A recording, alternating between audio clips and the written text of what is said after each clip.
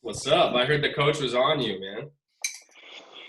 Yeah, that's what it seemed like. Got a text message from him, and then a phone call that lasted about 30 minutes, and then one day he just texted me like, "Hey, I want to sign you." Who So doesn't want a 6'5", what are you, 210 now? 220? 6'5" or 6'3", 215. So Beast. Who doesn't want a lefty that's 6'3", 215? Oh, Nice, now. man. yeah. Congratulations. You earned it. Hey, I'm let's proud of you. Gabe, go ahead and introduce yourself. I think everybody's probably here now. I see Gundy just joined us. What's up, Gundy? What's happening, Johnny? I'm gonna have these guys just go through and do a little intro, and then we can shoot from there. Gabe, start us off, Beast. Got it. I'm Gabriel Robertson, left-handed pitcher, class of 2020. Currently verbally committed to play baseball at Phoenix College. Bruns. Nick Bronze. I played at GCC, Glendale Community College, and now I'm playing at St. Cloud. Hess. I'm Isaac Hess, buddy of John Huizinga's, one of his pupils, and My pitching brother. coach. I run Made Baseball out here in California. I'm out in Marina Del Rey. Bryce. I'm Bryce Brenning, and I play for the O'Connor. Gundy. Hey, Greg Gunderson, Cincinnati, former college pitching instructor, got an indoor place here in Cincinnati. I don't know if you guys knew this, but I was John Huizinga's pitching coach in college. So if you want any dirt on him, just let me know. Should be fun. Interesting. We'll make sure we're not recording that part. Not at all. No. Awesome.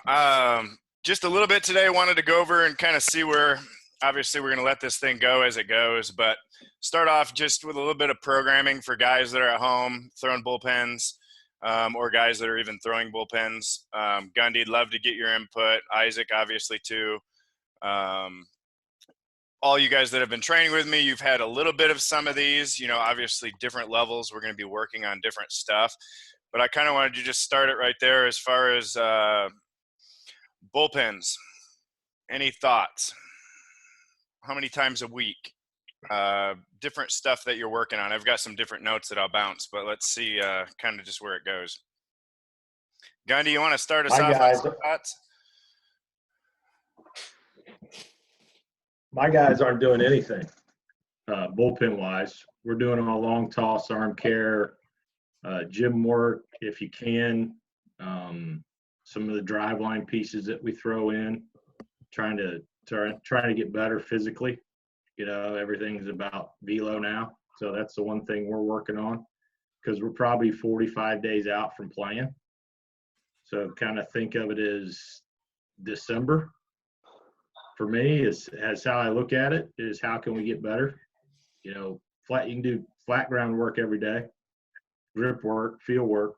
So that's one thing where I know other guys are doing more bullpens and different things, but for me is because we're going to ramp it up and get crazy here in the next 45 days or so. Let's be prepared. Sweet. Isaac, what do you guys got going on in California out there?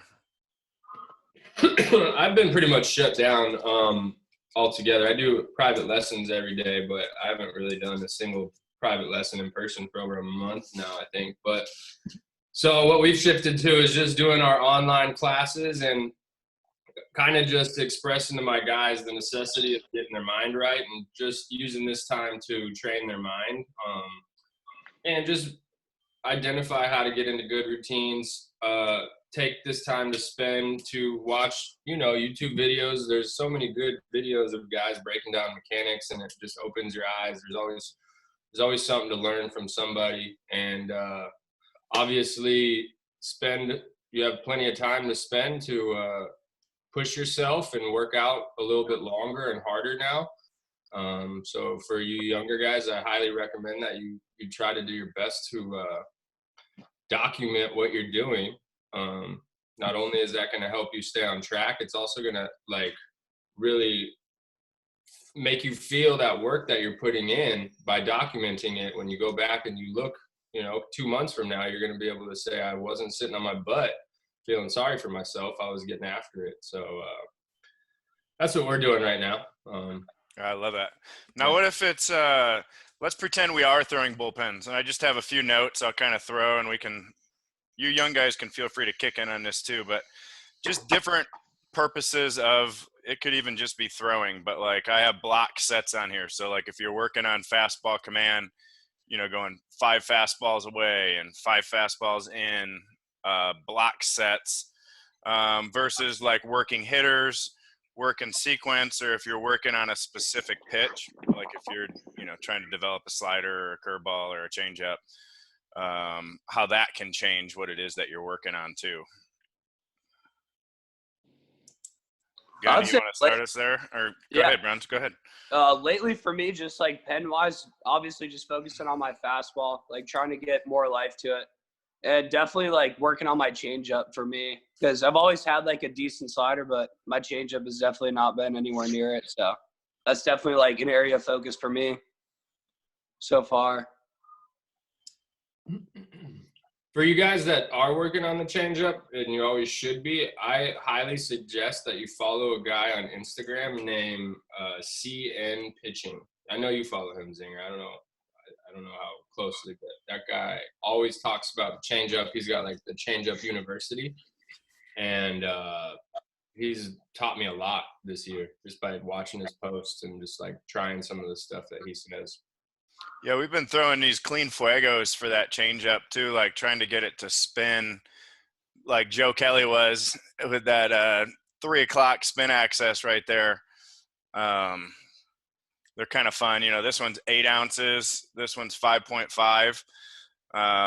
But, any time that this thing's wobbling, like if you're throwing it and it's wobbling versus if it's got clean spin, you can just totally see it. It's just great feedback.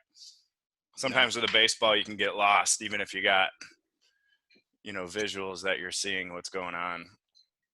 Gundy, you got any thoughts on different guys, block sets, or, working hitters or sequence, anything at all that you want to share with that? I think bullpen stuff should be, you're doing your go-to stuff, but what do you need to get better at? Is it fastball command, breaking ball command, tilt, angle, speed, change up spin, change up location? And then, because Johnny, you remember this, it's been a few years ago, but we always did a bullpen, but at the end would work a hitter or two. Yep. Just for the mere fact because all you want to do is get anywhere between 6 to 10 pitches that are clean at the end of a bullpen. We're working on things. We know we're gonna fail. That's part of getting better and understanding. But what are you feeling? What are you seeing? You feeling effort, feeling easy, feeling east-west. I'm a feel guy, so every time we're on the mound, we're trying to feel something on top, in front, falling off. But every time that you're on that bullpen mound, if that's what you choose to do right now, there's got to be a plan. There's got to be a goal. Not, hey, I'm going to get my 30 pitches in today.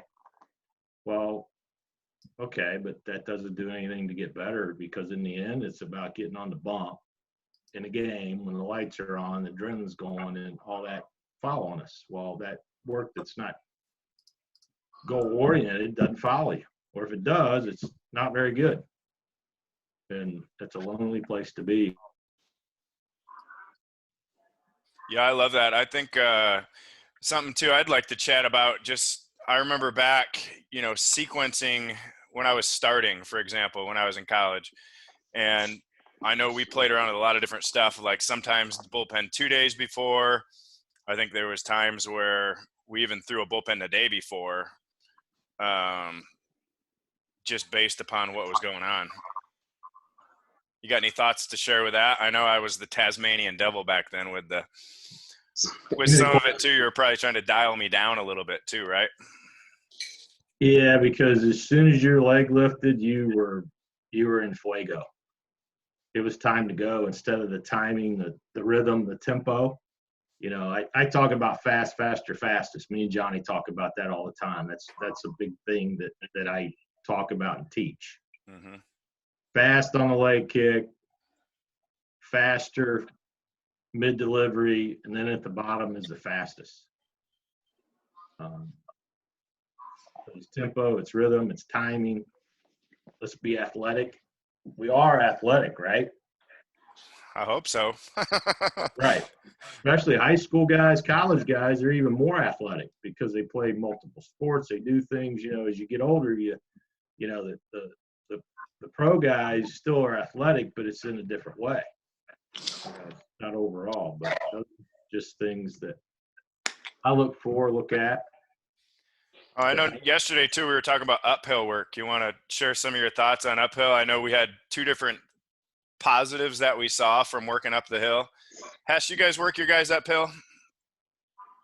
Not like consistently, but I used to all the time when I would throw a bullpen, and you know how you start in the front, and then I would work my way up the mound, and then I would work my way back to the mound, and I would consciously land with I'm a lefty, so my right, my landing foot on the slope, and then have to really feel that tilt to get up and over the top.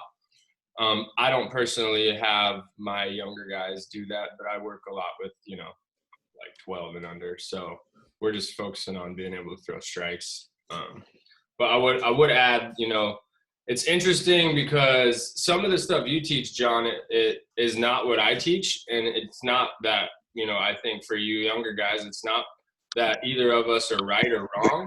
I think you can notice throughout the big leagues, and there's guys that do stuff that is just unorthodox, or maybe it's not what you've been taught. So I think something to understand when you're learning the game, maybe a little bit more in depth right now, if you're spending time on the computer and watching videos or whatever, is just like be open-minded to different styles, and don't shut anything out, because if you have that open mind and you are willing to try stuff, then you never know what can click for you. So like for me, I remember me and you, John, we always talked about, like, I would go up and down and out, and I realize now that wasn't very good, but at the time that helped me just stay in direction. And you always said my timing was so good, right? Mm-hmm. So, but that's what helped me. Well, and you have a lot of feel too, like Gundy was talking about, like, how you could just flip your breaking ball in there. You could throw your change up anytime. Like you were pitching, you weren't just up there hucking and chucking and saying, this is as hard as I can throw every time. Right. You were out there, you were pitching, but. Right. So, I mean, with that said, be open-minded to try new things, and then see what works for you. And then another thing that I think with throwing your bullpens and stuff, and just a general mindset, is always be second guessing your routines. That's something I learned from Mac Newton. He's like, it doesn't mean that it's wrong, but always be thinking, how could my routine be better? Is this good, or can I take something from this other guy and maybe insert it into my routine, in order to just try to be always thinking about optimization of what I'm doing. Try things, try different grips, try different pressure points with your fingers here and there. I mean, you don't have to try everything, but just be open-minded is what I want to say there for whatever is coming. Love it. Any thoughts on that uphill work, Gundy? My older guys, my college guys, my pro guys do it every day. Every time they're going to get on the mound, we do uphill, because it promotes chest up and through, instead of either away to glove side or down. But if you watch video of the best guys in the business, in the big leagues, college guys, how do they repeat?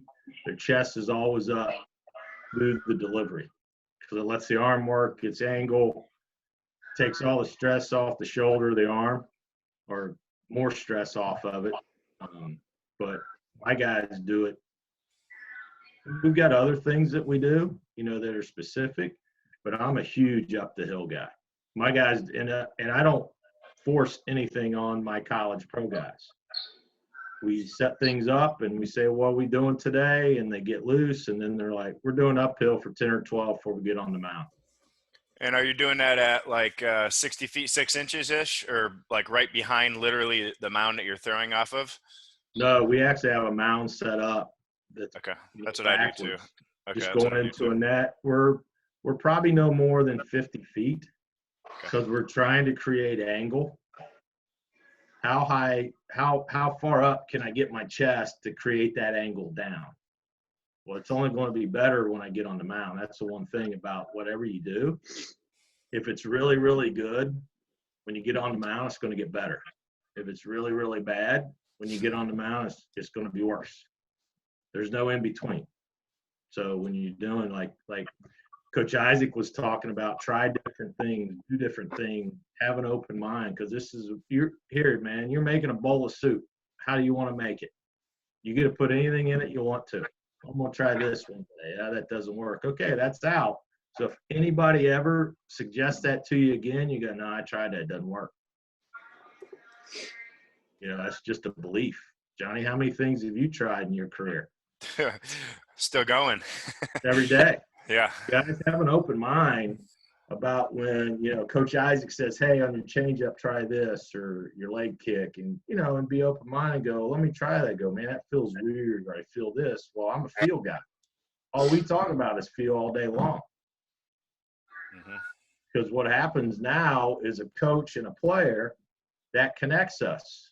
You start feeling it. Well, now I've got ownership in that feel. And that coach can go, what are you feeling? I feel it on top or behind or in front, and go, well, I'm seeing a little bit of this that's causing that, and then it's cause and effect. And the guy goes, oh, okay, this makes sense now. That's all it is. You guys need to understand what the feels are and why they happen.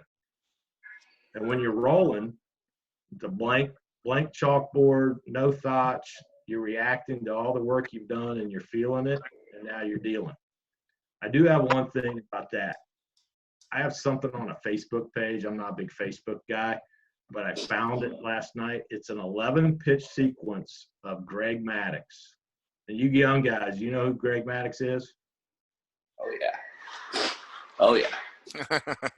11-pitch sequence. The catcher didn't move the glove. And that's about pitching, so it's understanding what you do, what you feel. But I posted that. I don't post much. I posted that last night. I'm going to have to check that out. Yeah, I love Maddux. It was unbelievable. I'm just sitting there. I actually got it from my brother-in-law. He posted it, and I saw it, clicked it, and ended up over there. And I'm sitting there watching. I'm like, he went 11 pitches in a row and didn't miss. I saw Bartolo Colon had like 43 strikes in a row or something. That popped up too. Probably on the same pitch too. Yeah. I was going to say, go ahead.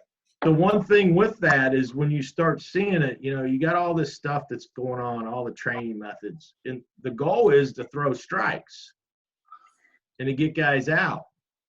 Rapsodo and spin rates and all this, but the best spin rate in a bad location is not good. Throw strikes to locations. Challenge yourself. Like Coach Isaac, I know Coach Zinger. How many in a row can I throw in a bullpen session?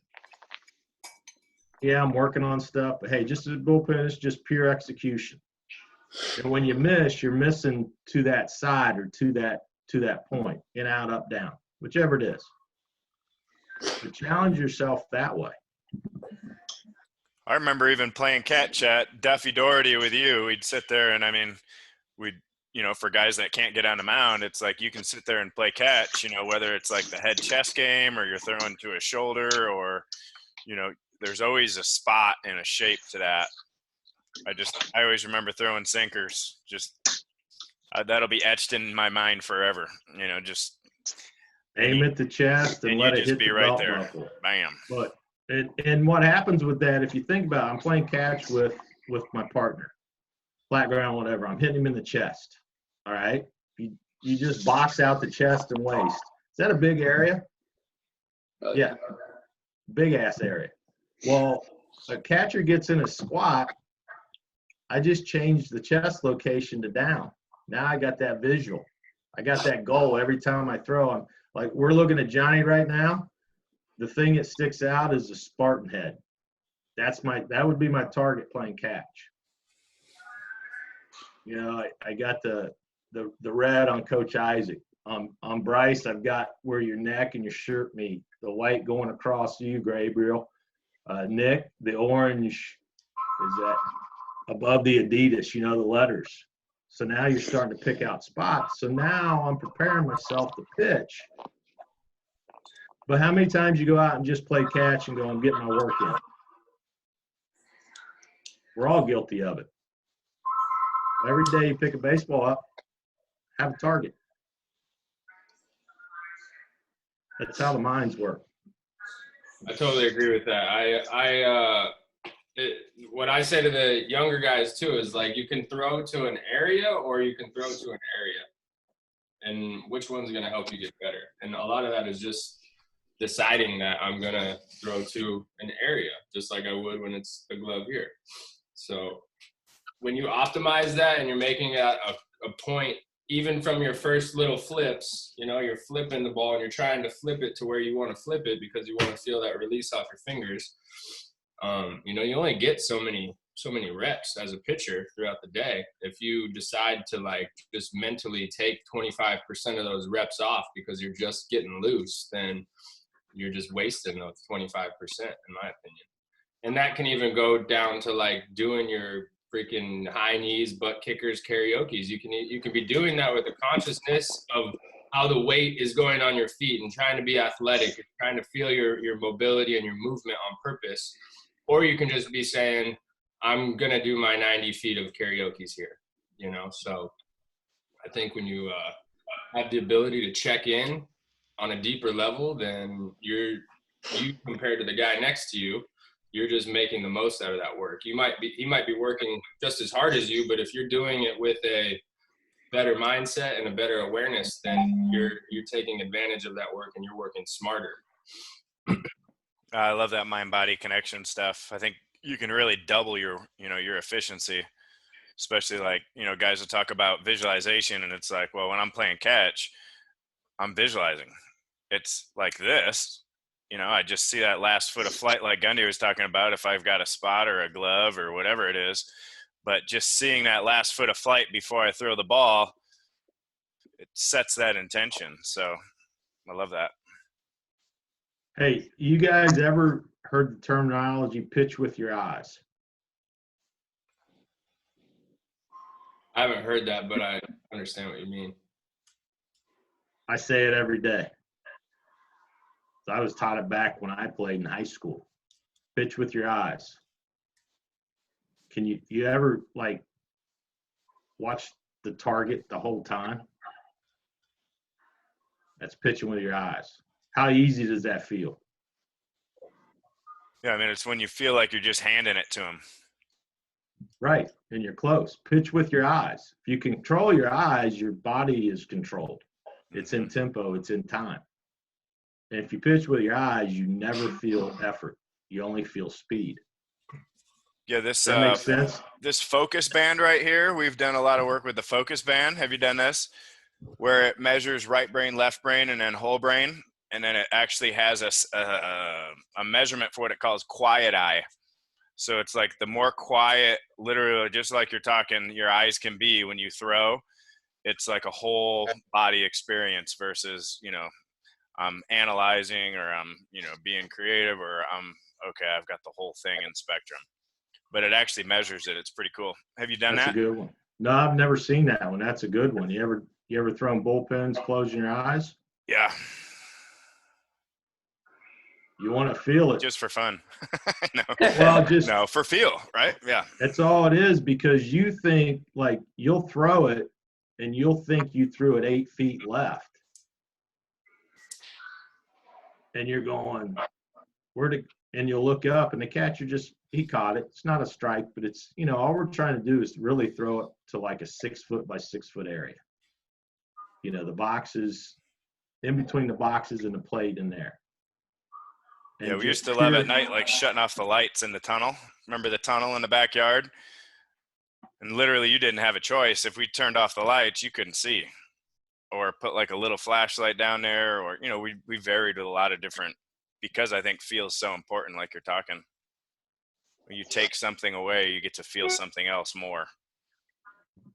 Or if one thing, if you're not sure of that, when you're playing catch, at release, close your eyes. Because you're pretty comfortable, you know where it's going. Boom, and then you can feel after. And then as you go, you just start backing off of that. Hey, I'm gonna close it when my hand's up top. Okay, when I break my hands, I'm gonna close it. Because we see things and we react to it. Oh, I'm late. Oh, I'm early. Oh, I'm on time. So, but it's just all kinds of different stuff, the feeling the body, the feet, the legs, whatever it is. I'm a pure feel guy. Let's feel it. Let's be athletic. What's it feel like? All the guys, I was very fortunate, dealing with guys like John Huizinga, but I had about a 10-year run to where I had access to Mark Mulder, Barry Zito, Tim Hudson, Adam Wainwright, Chris Carpenter, Kyle Loesch, Randy Flores, Dan Herron, and just sitting and listening to them talk, whether it be having lunch or somebody's patio or at dinner or golf course, and just listen to them and talk about things. And everything every day was about feel. What am I feeling? You guys, Bryce and Nick and Gabriel, does that make sense to you? Do you feel it? No, that was actually so I actually went through a little bit of an injury over the fall. And so long story short, I hadn't been off a mound for probably like 6 months or so. I ended up throwing like a quick little pen, was like, all right, I'll play this year. So I went out, and just not being off of a mound for a good 6 months or so was a little overwhelming. It's just like, obviously not fully knowing where my body was. And it's funny that you said that, because I actually, for a lot of the pitches when I did start throwing, I did start with my eyes closed just to feel my body like kind of pause and like move and like I don't know, like create tension like in my back arm and stuff. Like it was just pretty nice. I just thought it was interesting that you said that, because I definitely, when I did start, I had my eyes closed for a lot of my first couple throws. Bryce, great. Gabriel? We got Brandon on here too, if Brandon, you want to share.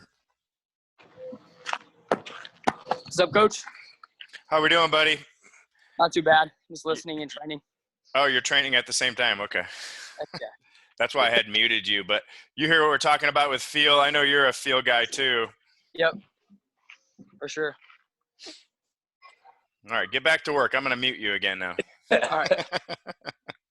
Gabe, I want to hear what you have to say. It's a concept I've never heard of before, trying to throw with your eyes closed.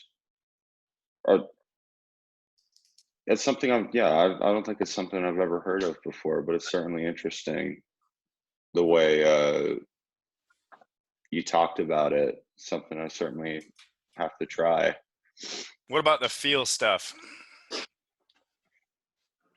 What have you been feeling? What have you been feeling with what you've got going on? I mean, you've been Gundy.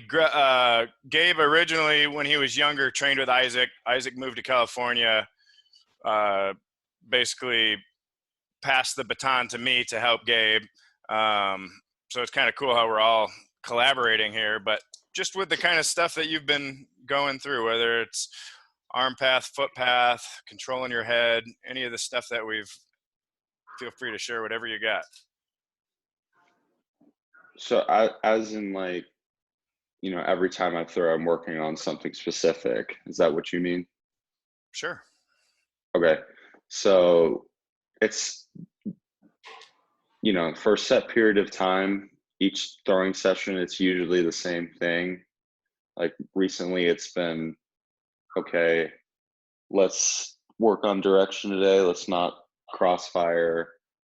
And let's make sure, we stay coiled with our shoulders and replacing our shoulders. But that's gotten progressively better and better and better. And so next time I come throw, which will be sometime next week off a mound, of course, we'll be focusing on shoulders and its angle going down the mound. So it's definitely different stuff. Not different stuff every time, but definitely something, working on something every time we throw, something specific. Yeah, and you've been experimenting with a lot of stuff like both these guys have recommended. I think you're a testament to a guy who continues to show up and continues to get better. And you continue every day to find one little thing that you can improve, whether it's, like you said, rhythm or timing or feel or any of that stuff.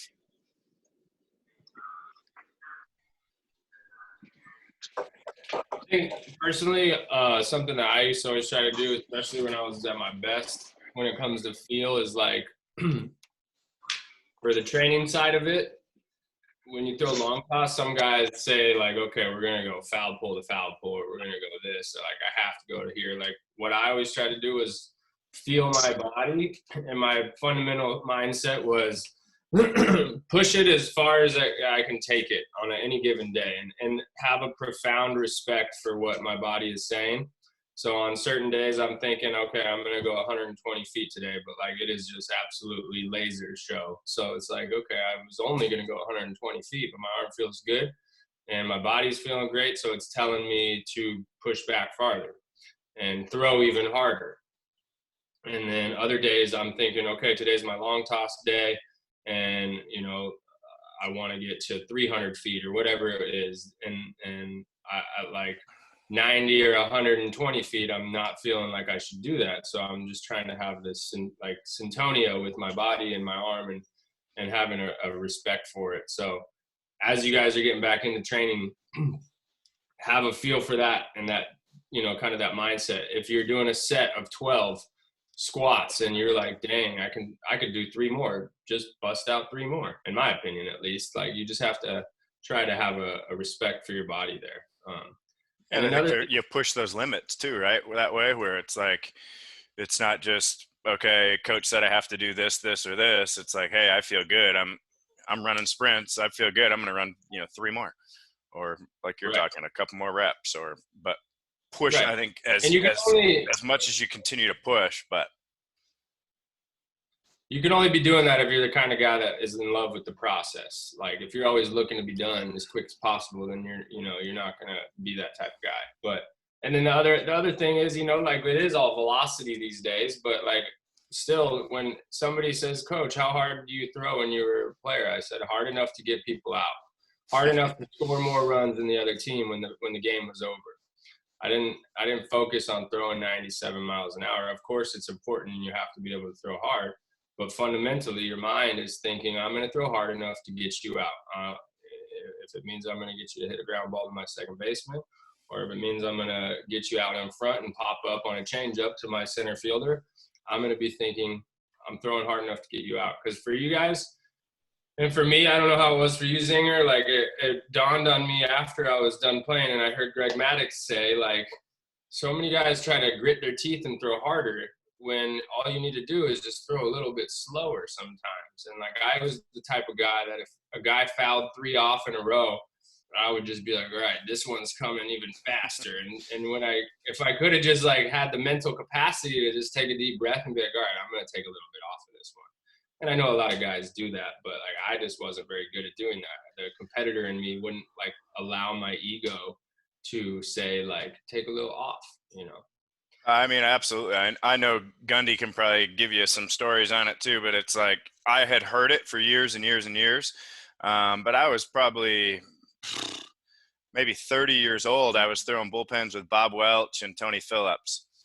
And, in their own way, they're over there and I'm throwing. And, Bob's standing right behind the catcher. Tony's acting like he's hitting. And he's like, are you going to always try to throw each pitch harder or nastier than the last one? He goes, have you ever considered taking a little something off? And I'm like, well, yeah, I've heard of it, obviously, but it was just one little thing. And then Bob Welch came up and he shows me this little grip on the ball. I call it the Welchie now, but it's almost just a modified split sinker, whatever. But it was how he took something off. And he's like, the year I won 30 games, I didn't throw a ball over 90 miles an hour. He's like, I was always known as this big flame baller. You know, he's got that legendary at bat against Reggie Jackson where he just heater in, heater in, heater in, heater in. You know, he's falling off, and then he blows him away, heater in, right? But he said he was always kind of known for that. So then later on in the career, taking something off was just such a weapon. So, I mean, to agree with you, yes, but it probably took me till I was 30. That's why sharing it with young guys, I mean, I'm sure, you know, Gundy, you got any funny stories on that one? I'm sure there's got to be at least one. Yeah, I got one. Dominic Squires. Nice. The guy that pitched for, he played with John Zinger at Michigan State. He was an 88 to 90 guy, you know, and kind of flat, not much breaking ball. So in the fall, he gives up 3 home runs back to back to back in inter squad. Rolled out to him, said, "Hey, Dom, you need to figure something out if you're going to stay around here much longer because what you're doing is not working." I just turned around and walked out. So he's like, "What?" Afterwards, he goes, "Man, that was kind of a wake-up call." And he goes, "So you start throwing sinkers?" And this dude had a sinker. It was as good as a big league sinker. He just didn't throw really hard. Saved, I think, 12 games one year. Mm-hmm. You know, so here's a guy that had adversity, was trying to just, man up, effort up, you know, grit your teeth, tie your shoestrings in a double knot so I can go harder. And he figured it out because he had some failure. So wait a minute, this isn't working. So that just comes to mind when I think about that and he's still kind of that way of the manly style man. I can see that. I love it. Let's see. We got about 15 more minutes here. I just wanted to quick share my screen here a minute and look at a couple pictures and just get some thoughts from anybody that wants to kick them in. But to preface this, I had already talked with Gundy last night. I'm like, hey, who's your top 3 all-time favorite, you know, guys? And I think, you know, for at least 2 of them there, I'm right with you as far as my top 3. You got this guy. You want to start with this? And I got a couple different angles. I'll just kind of play these, and you can kind of tell me if there's anything specific you want to talk about. But obviously, he's nasty, Mr. Right. Randy Johnson. For me, I'm a leg kick guy. Whatever the leg kick does is kind of sets him up for success or failure. So, but when he gets to this, it's really clean, but he's so tall. And he talked about having no effort at the end of his career. Let me get the video. In his delivery. And, you know, so his foot goes up, it goes down, it goes forward. I'm a big up, down, forward guy with his leg. It goes up, it goes down, it goes forward. Now I can repeat, I get directional. You know, because early in his career, man, his leg was all over the place and he was a spin-off guy, you know, and because he wasn't that good early. He's kind of like Max Scherzer. Good now. Comparison. Mm-hmm. But got very directional at the end of his career. Yeah, right there. I mean, just leg goes up, down, forward, chest up.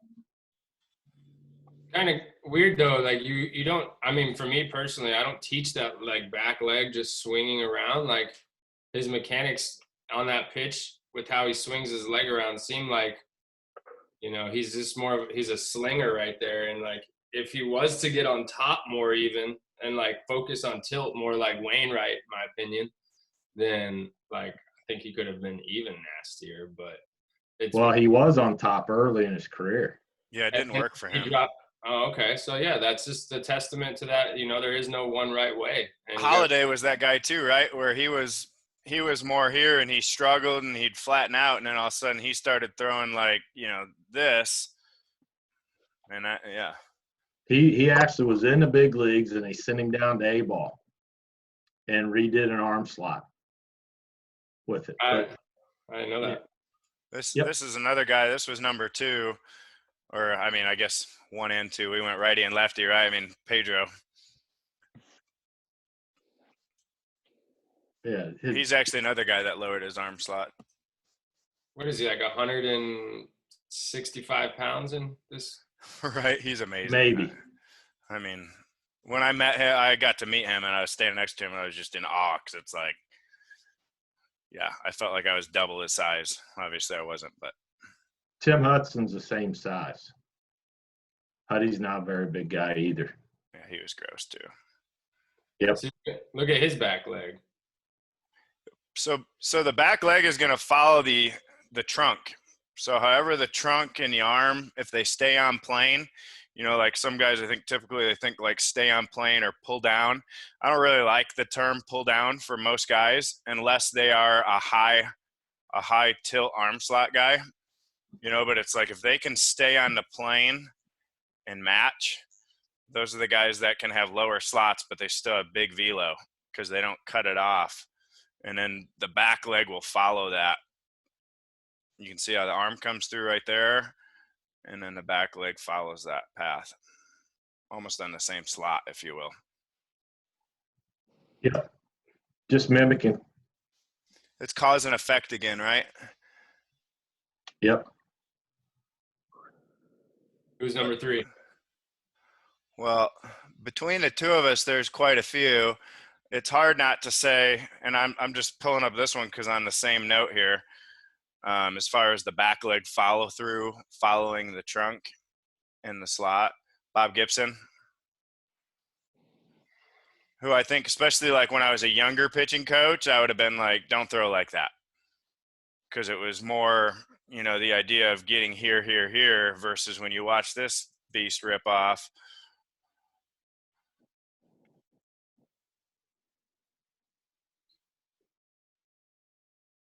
Wow. Right. Oh, So it's fell over. So field your position or whatever kind of stuff that guys, certain guys will say, but it's like, I think there's a couple things to consider. The mound is bigger, right? So there's a lot going on, but also he centers it up at release. So if after release, that energy's got to go somewhere. Plus that's a nasty slider right there. And when you're a freak of nature, you can do stuff like that. Yeah. You got Johnny Cueto. You got King Felix. You got her. How about his Tion? guy. Tion. But he gets back to square. They do all these things.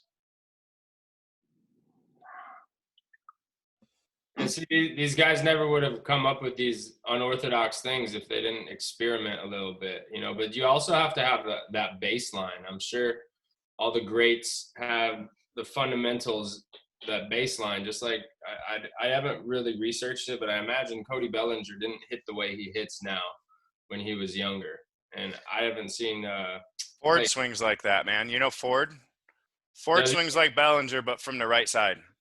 Yeah, and I think part of it's just that it's like they never stop. We were actually watching a 1990 Cincinnati Reds and A's in the World Series when Glenn Bragg was facing Dave Stewart, and he took a full swing and broke the bat on his back swing, on his back on a strike 3. The bat just snapped in half.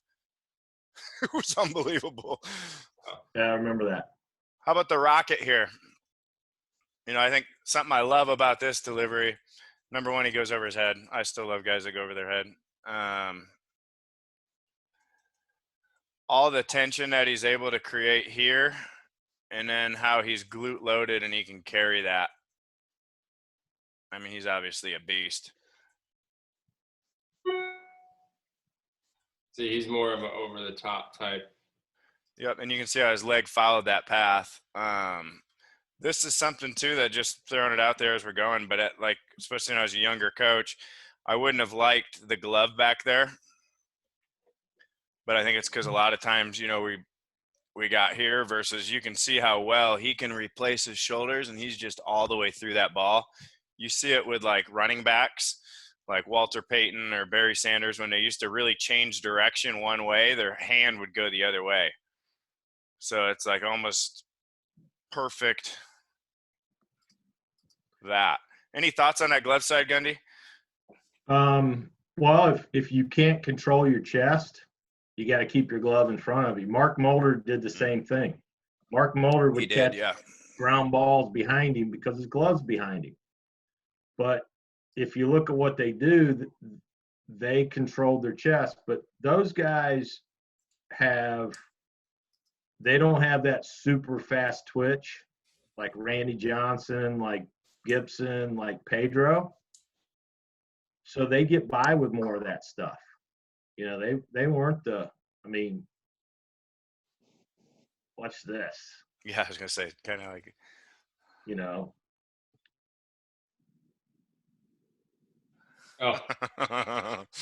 How fair is that? Not.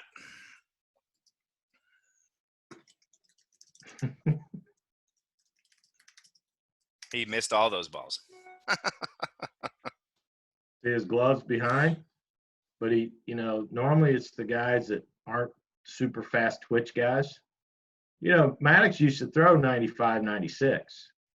Yeah, I was just watching something on that. Coming up. But you can't cookie cutter guys. So you guys, the players that are sitting here watching, be open to go, well, who do I mimic? Who reminds me of me? Mm-hmm. And because when you get that comparison in your head, then you can go, oh, that's what I look like when I throw or on video. And then you can say, hey, I'll do a leg kick like Goose Gossage, or I'll do a finish like. There's the goose. I remember you used to give us baseball cards. Yep. And it's something that if at the factory now, I have ball cards all over the walls because I think it's the same thing where it's like, even sometimes we were talking with Matt Fury, who's a martial arts guy and a visualization guy, but he said that when he was wrestling, he would sometimes pretend he was his coach. And whenever he wrestled as his coach, he was like undefeated, like he was the dude. And he also talked about how like Bo Jackson was doing an interview and said that Bo Jackson never played a down of football. It was like an alter ego, or it was like he was doing something somebody else could do, but like the limitations of his mind weren't there. Where, even Libby does it sometimes where he'll do his Fernando Valenzuela delivery. And it's maybe his best delivery, and at times he's just playing it, but it's like it gives you play where it's like, okay, like Gundy just said, I'm going to lift my leg like the goose. I'm going to lift, kick, land, and throw. That's but nasty. Like if you look at him, everybody sees the spin out, but mechanically he's really good. And he centers it. If you watch his leg, the path, the timing, and all that, but these fast twitch guys, they have to step over. They don't step over till the ball's in the zone. If the ball's not in the zone and you're already out of it, you're in trouble. This is young Nolan.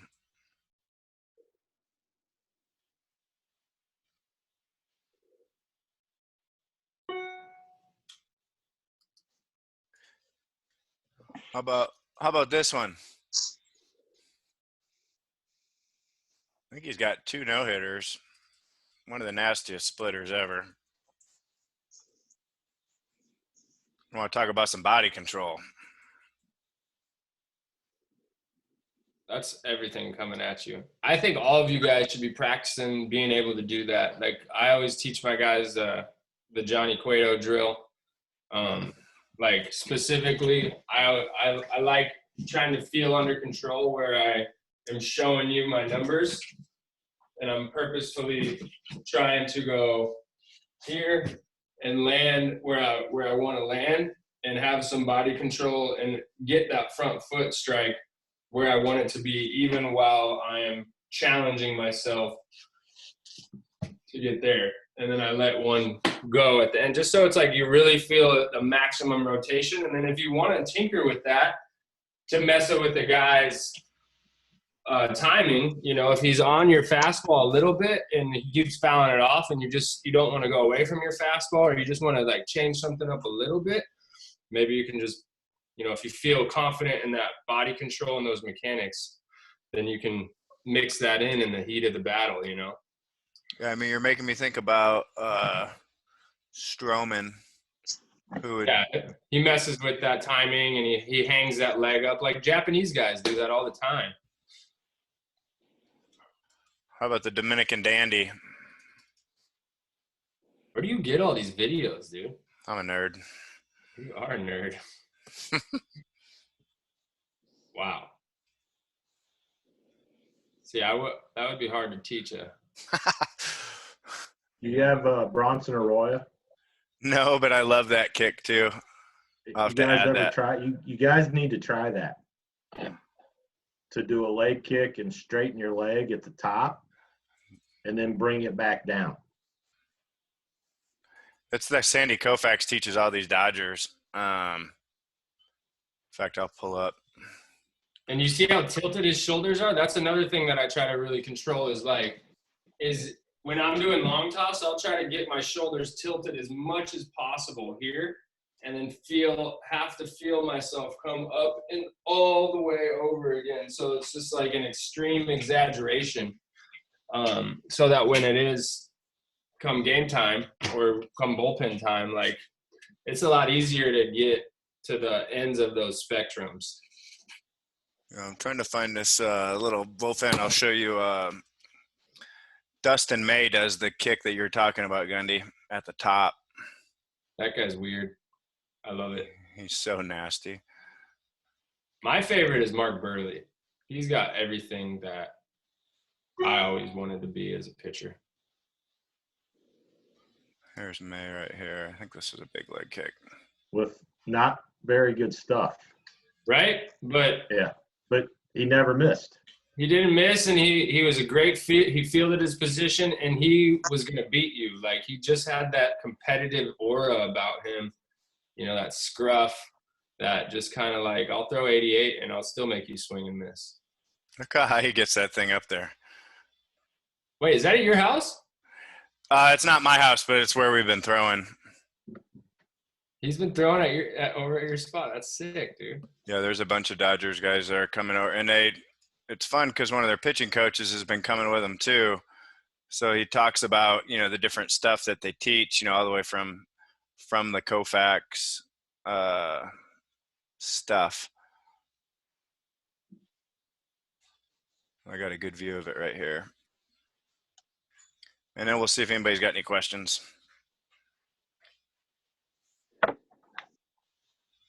There's Goslin. Here's right after.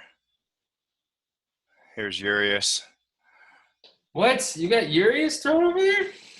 Yeah, he's nasty too. Goslin right here. Where is this? Just a backyard in Glendale, baby. Dude. Spencer Watkins, AAA with the Tigers. There's that big leg kick. The last pitch he throws here is 97. I think it's right here. No, that was the changeup.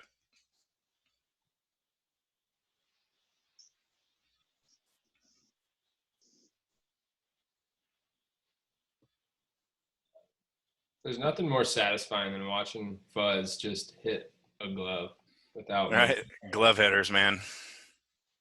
You can see Goose does the same thing with the kick. Guys, make sure as pitchers that you take ownership of your relationship with your catcher also. Like, be homies with your catcher. Like, sit down and chat with him in between innings. Like, if you for some reason don't have good syntonia with him, like, you know, being on the same page, like, work on it. Like, if you don't like him, like, I had a couple years, like 1 year specifically, like, my catcher was a veteran and he just treated me like I didn't know anything. And I wish I had somebody tell me, like, hey, just take that on you and like just do your best and like have a good relationship with him, overcome that situation, because that is like so key. It's always better, you know, when you're throwing to a catcher that you know has got your back and that is on the same page. You always have more conviction in your pitches. Your battery mate. Right. Has anybody got any questions before we jump off? I know you talked a little bit about it last, Pen, but where exactly does like the circle with the leg kick take place? Or like what should I be trying to feel with that? I think we'll that'll go through let's do a call later and I can show you the whole thing. Okay. Just because I got to get on another call in 3 minutes, and that's not a 3-minute topic. Okay. Gundy, you want to talk a little bit about footpath, what you like to see? Because I know you've got what you like to see too, and I love how you talk about this. Yeah, I mean the footpath, you know, you'll watch it. I like up, down, forward. So the foot's got to go up, it's got to go down, it's got to go forward. There's some variations to where it kicks out or it moves a little bit, but does it come back in line, direction, north-south? You know, because, you know, I was doing this yesterday. It was Garrett Cole, Verlander.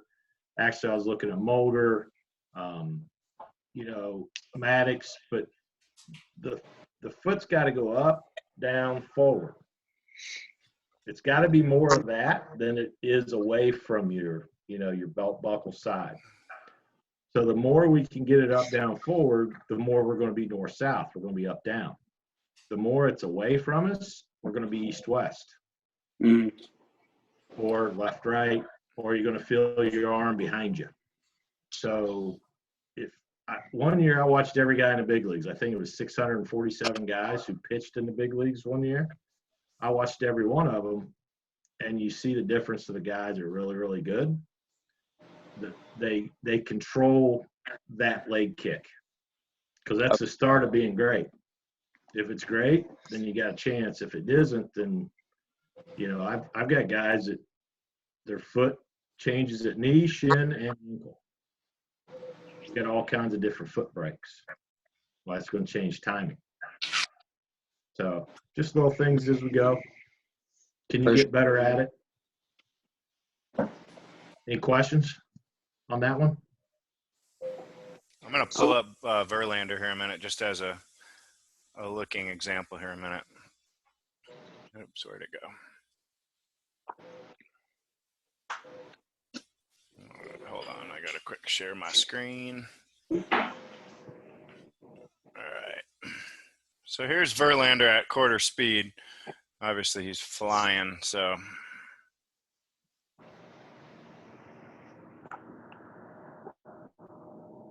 Up, down, forward. And on top of that, his foot leads his front shoulder movement. You can see how long he waits, too. I love how he replaces his shoulders. Like so he holds that chamber there. For like front, obviously, like I fly open with my front side a little bit, but so is that just trying to keep your front like side in as long as you possibly can? Yes. So we've got to get directional to turn. Well, if your foot goes up, down, forward, then you can sequence and turn. If your foot doesn't go up, down, forward, because what happens, your foot has to move first before your front shoulder moves. If your front shoulder, hip move at the same time, you cannot turn. That's flying off. Okay. So it's a sequencing. I call it having separation between shoulder, front, hip. So when we uncoil, and that's something that Zinger talked to you about, because we talk about it every day when we talk, and that's what I look for. But Verlander does the up, down, forward with the leg kick, and he's 38 years old. Yeah. You know, and it's funny, I recruited Justin Verlander from Connecticut.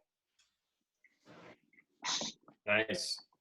I feel like he's got the more traditional type of mechanics that you teach when you're teaching younger guys. He's got the like longer arm path. I like that. Well, I got to bounce, boys. This was awesome. We'll do this again. Gundy, thanks for coming on. Hess, thanks, brother. All you guys have a great day, and we'll be jamming. Get after those workouts.